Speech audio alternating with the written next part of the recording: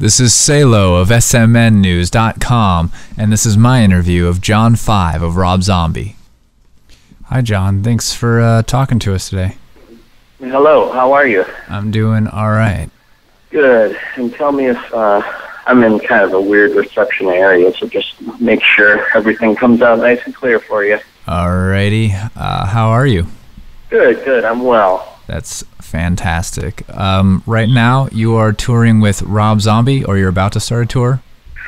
Yeah, we're getting ready to hit the road. We're going to go to, we're doing some warm-up shows.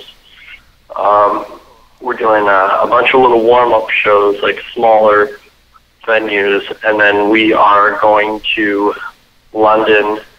We're doing like 6 or so shows in the UK, and then we're going to Australia.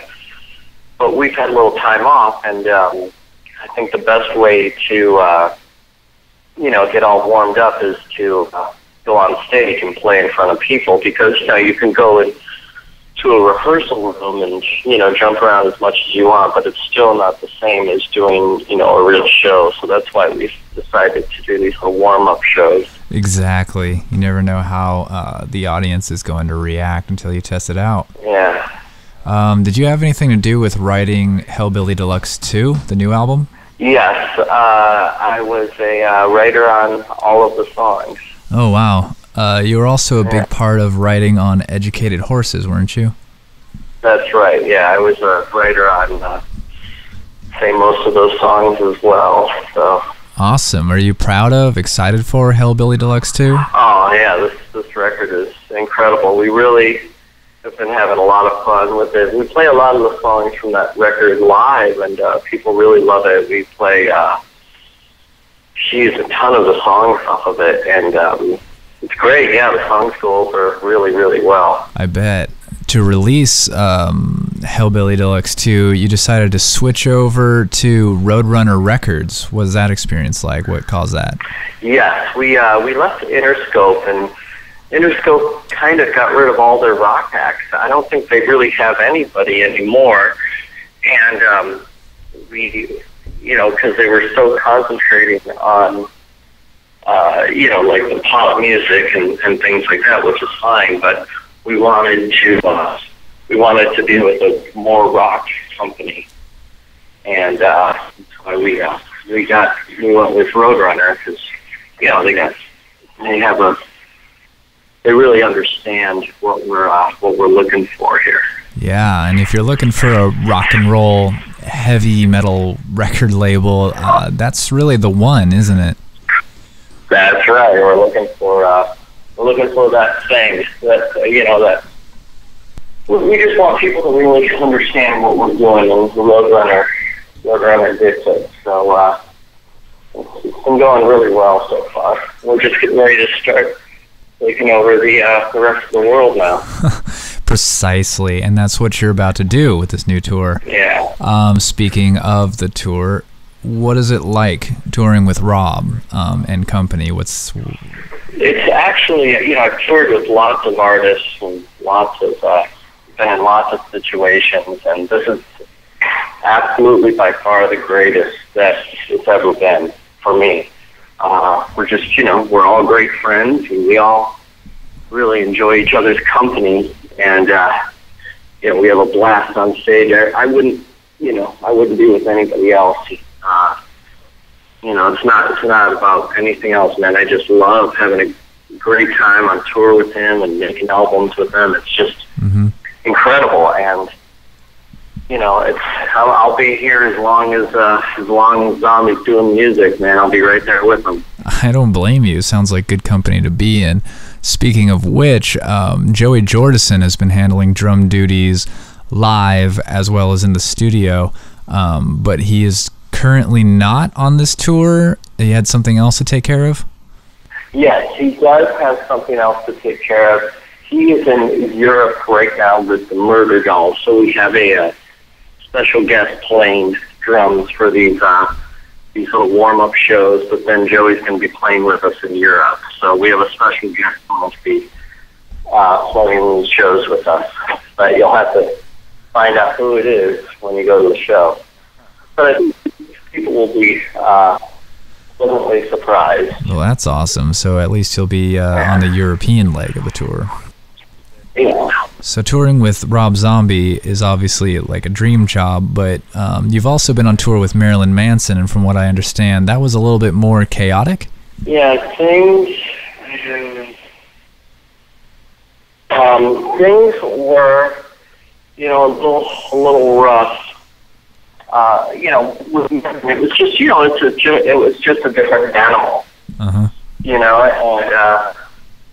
But, I wouldn't have traded it for the world. I loved it, and I had a blast. I had fun.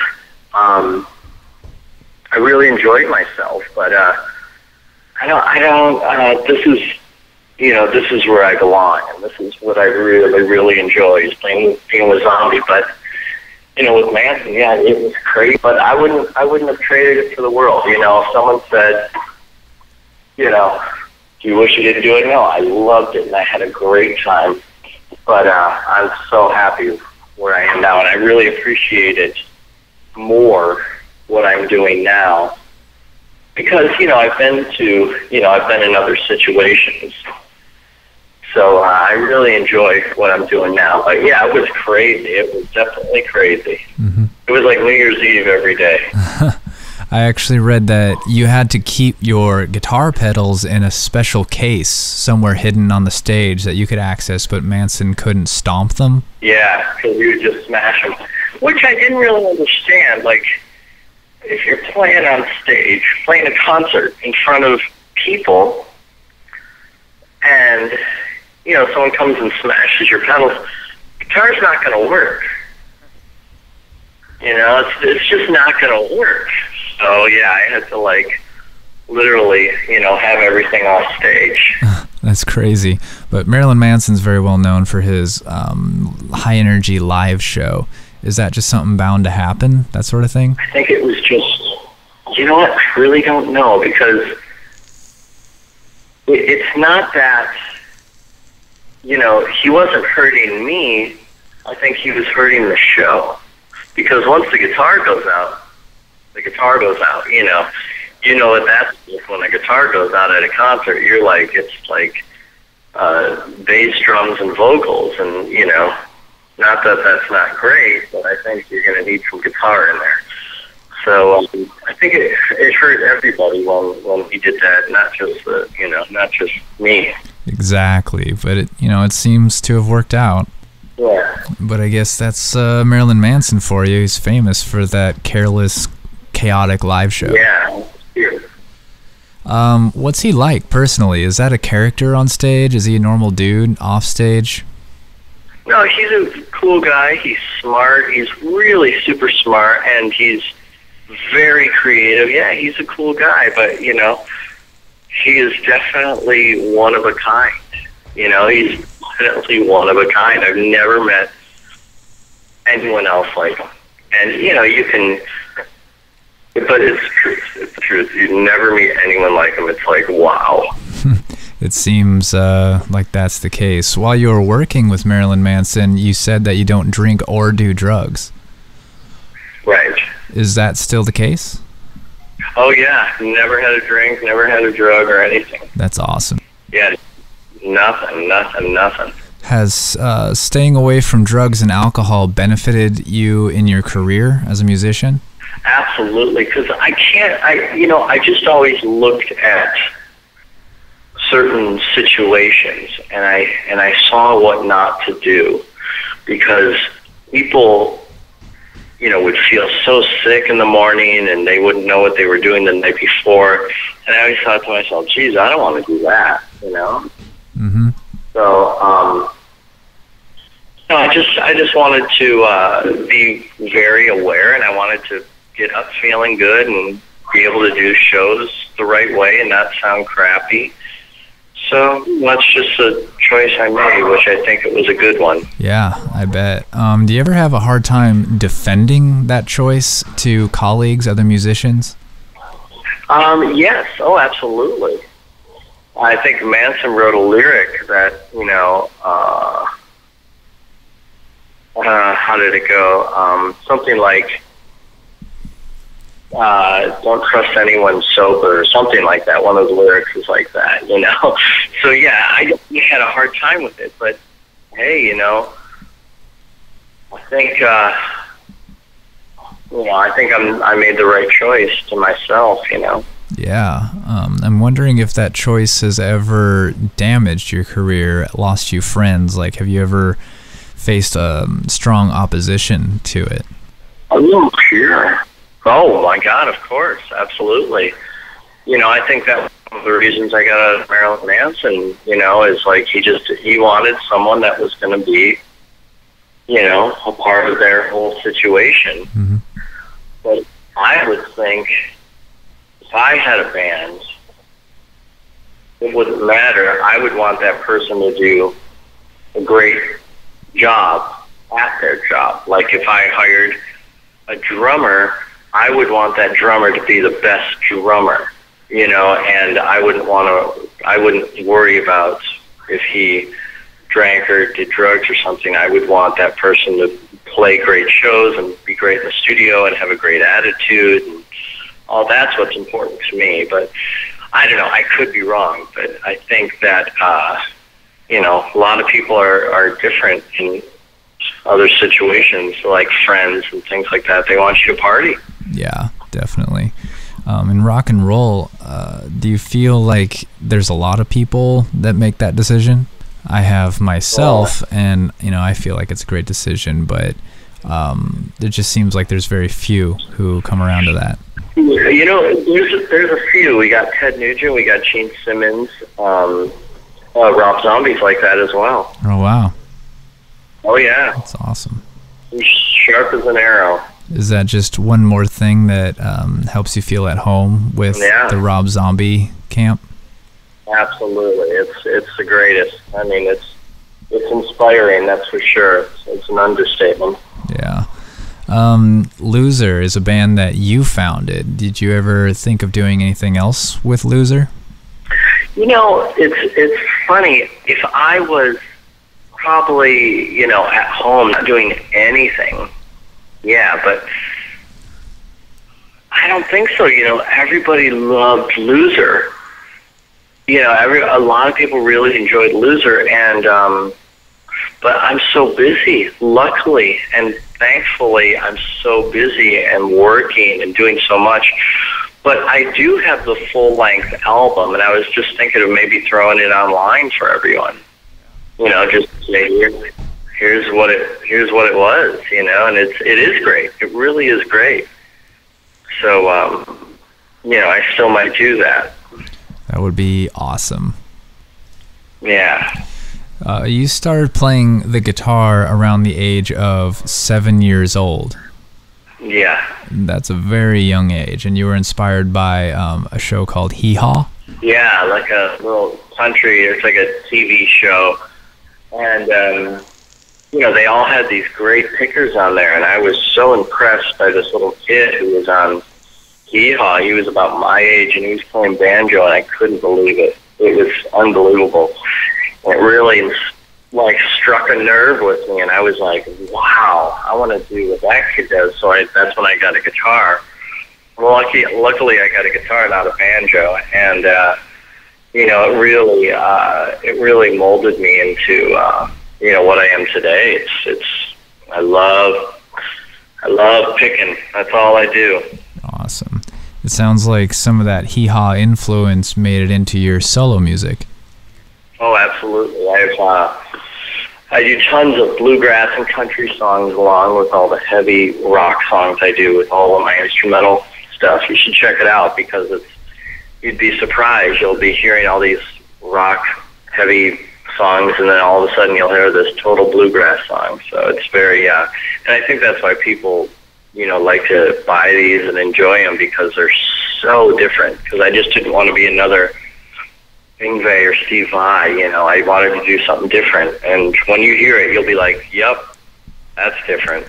Was bluegrass just something that was always happening at home? Is it where you're from, or was like Hee Haw the main inspiration for adding that to your music? Well, no. Then I started. That was the first, but then I just really started listening to other, you know, players, and I was so impressed because, you know, we have what they call shredders in the rock scene. But in country, these guys are shredding, but they don't call it that.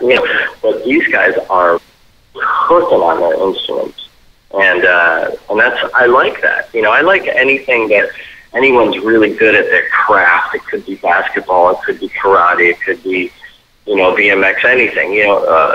Anything that anyone's really good at, I love, because I know how much work it takes. So that's with country, bluegrass, man, these guys are just all amazing players, and I think that's what I really enjoyed. Yeah. You yourself are very qualified as a shredder, but I don't really see you as the kind of guitarist that necessarily straddles the monitors at the front of the stage and steals the spotlight. Yeah. Well, when I'm playing in a band, if I get hired to play in a band, Marilyn Manson, Rob Zombie, any of Rob Halford, I think the reason why I always got gigs is because I understood it was not called Rob Zombie featuring John Five. It wasn't called Marilyn Manson featuring John Five. I understood I played in a band, and I was a part of that band, and I had to make the best of my ability to make this band sound great. It's not my band, so that's why I do my instrumental records, so I can be like, go crazy and nuts and stuff like that, and overplay and all that stuff. But I don't think there's anything worse when you go see a band and you have one of your favorite songs, and there's guitar solos over your one of your songs that you love, that you're like, hey, it's not supposed to sound like that. It's supposed to be, I don't know. I always think that I understood when to play and when not to play. Exactly. It seems like that's a good thing to understand, to make songs instead of just guitar solos. Right, yeah.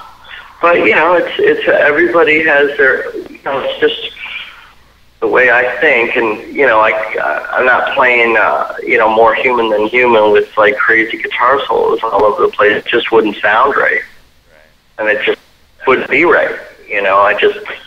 You want to play the song how the song was written, and make it sound the best it can sound, and that's how I always looked at playing in bands. Right. When you were younger, were you a fan of Rob Zombie before actually joining him? I loved it. I loved it. I really loved it a lot.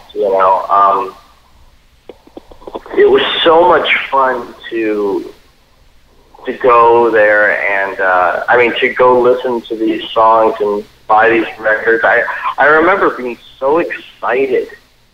And then I saw White Zombie live, and it's so good, man. I loved it. That's what, and I remember when I first started playing with Robin, I was like, man, I'm playing these songs that I loved, that I used to jam all day, in the car, and when I go to the dentist, I would play, White Zombie and Rob Zombie.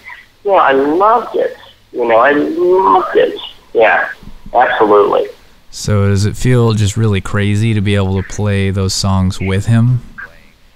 Yeah, it is. In any situation, I think it's a trip. Like David Lee Roth is a great friend of mine, and we work a lot together. On his off time and things like that, and that's a trip because as young as I can remember, I've always loved Van Halen or Kiss. Mm-hmm. He really is such a great friend of mine, and Peter Criss is a great friend of mine. But I would have never thought, when I was grown up, that these guys would be my friends. It's so weird because I was so young. I didn't think that they were even real. It was, it's just a really cool feeling. Yeah. Do they seem a little bit more mortal to you now? Yeah, a lot more. You were also a part of Paul Stanley's Live to Win album. Yeah, I mean, I'm friends with all those cats. I love Gene. I love Paul. I'm good friends with all those guys. You know, Tommy, Thayer, you know, Eric Singer. It's great, you know. It's weird to have that kind of life. And, yeah, to have written with Paul was amazing. And Desmond Child was on that, you know. It was incredible, you know. It was incredible to work with Paul and, you know, being a part of history, really. It's great. It's an honor to have done that. Yeah. Your list of credits is just enormous, and I think I would go crazy if I tried to touch on everything. But one thing that I did want to mention was you played on Static X's Cannibal. Oh, yeah, that's right, yeah. That was awesome, man. I love Static X. I think Static X is sweet. And it's really great stuff, you know. And I just also did the Ricky Martin album that just came out. Really? So, I do a lot of crazy stuff. I do a lot of crazy stuff, that's for sure. Didn't you start out by doing commercials and infomercials? I started doing, like, commercials and TV shows and things like that, yeah. So it's, you know, you start out small and you just move up, you know. Mm-hmm. In some cases, you move pretty far up. Yeah, that's great. So we're gonna be near you in Nevada, right? We're gonna be Santa Cruz, actually, at the Catalyst. You're gonna be here on the 6th. It's right down the street from my house. Oh, sweet. That's great. Yeah. Oh God, that's the very first show. Yeah. Exactly. Oh, that's gonna be awesome. Yeah. Oh man, what a great place to live. You have no idea. I love Santa Cruz. It's amazing. It's like heaven on earth, isn't it? Yeah, precisely.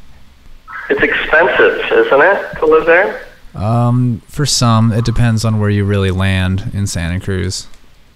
Oh God, that's awesome. Well, great. Well, then we will definitely see you. We will see you soon, then. Yeah, I mean, I would love to, but the show is sold out. Oh, crap. Oh, man, I wish there was a ticket or two. Well, we'll just play it loud for you. I look forward to it. All right, well, thank you, man. Thanks a lot, man. Take it easy. Bye-bye.